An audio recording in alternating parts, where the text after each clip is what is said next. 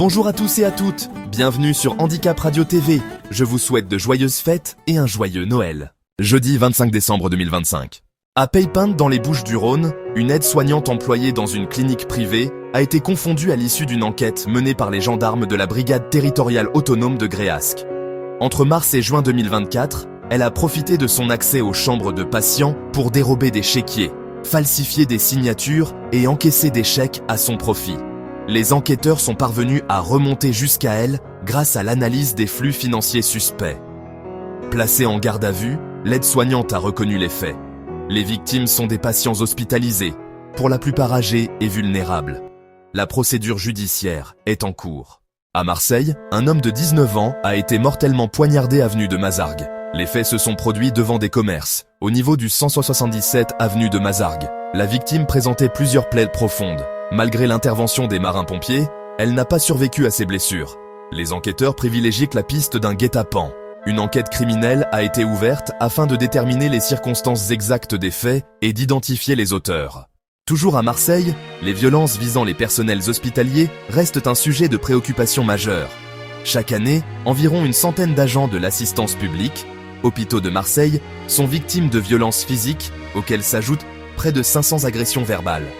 Fin décembre, une convention a été signée entre l'AP-HM et la direction départementale de la police nationale des Bouches-du-Rhône afin de renforcer la prévention, faciliter les dépôts de plaintes et améliorer la protection des soignants confrontés à des situations de plus en plus tendues.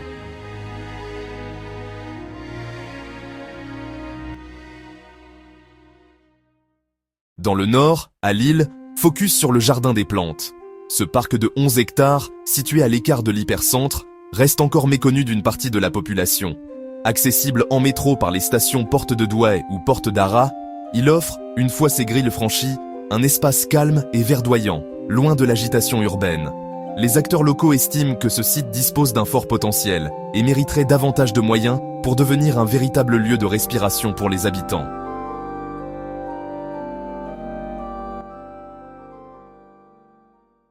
Dans la métropole lilloise, Ilevia annonce le lancement de son nouveau service HandiGuide. Ce dispositif vise à améliorer l'accessibilité du réseau de transport pour les personnes en situation de handicap. Il repose sur un accompagnement individualisé et personnalisé, permettant aux usagers d'être guidés tout au long de leur déplacement sur les réseaux de bus, métro et tramway. Le service Handipol poursuit également son activité. Créé il y a plus de 20 ans, il propose des trajets en véhicules adaptés, assurés par des conducteurs spécifiquement formés. Le service est accessible tous les jours, de 5h30 à 0h30, aux détenteurs d'une carte mobilité inclusion avec mention invalidité ou d'une carte d'invalidité indiquant un taux d'incapacité d'au moins 80%. Plus de 2300 usagers bénéficient actuellement de ce dispositif dans la métropole. Fait divers dans le Pas-de-Calais. À Oudin, un homme de 91 ans est décédé dans l'incendie de sa maison, chaussée Brunehaut. Le feu s'est déclaré dans la cuisine du logement en fin d'après-midi. Sa compagne de 89 ans a pu être sauvée grâce à l'intervention de 2 voisins et d'une aide à domicile. Le nonagénaire a été retrouvé sans vie après l'extinction de l'incendie par les sapeurs-pompiers. À Vimy, un homme a été mortellement percuté par un train de marchandises sur la ligne SNCF Arras-Dunkerque au cours de la nuit, peu avant 4 heures du matin. Son identité et son âge ne sont pas encore connus. Les premiers éléments recueillis évoquèrent la possibilité d'un acte désespéré.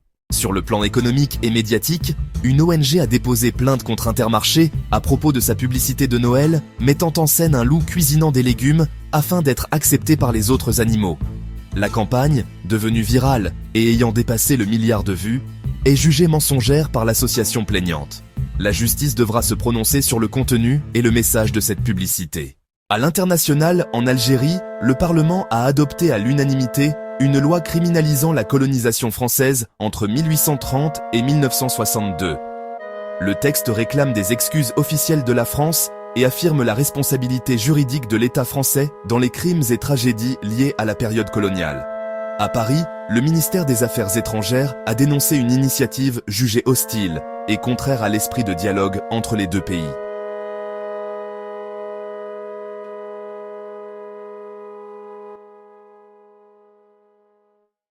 Enfin, sur le plan diplomatique, Thierry Breton, ancien commissaire européen, s'est vu interdire l'entrée sur le territoire des États-Unis par l'administration américaine dirigée par Donald Trump.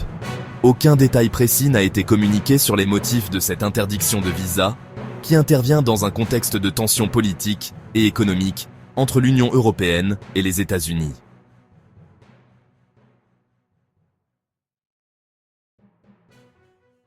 Pour soutenir Handicap Radio TV, pensez à vous abonner, à partager ce journal autour de vous et à rester connecté pour suivre l'actualité sans filtre et sans détour.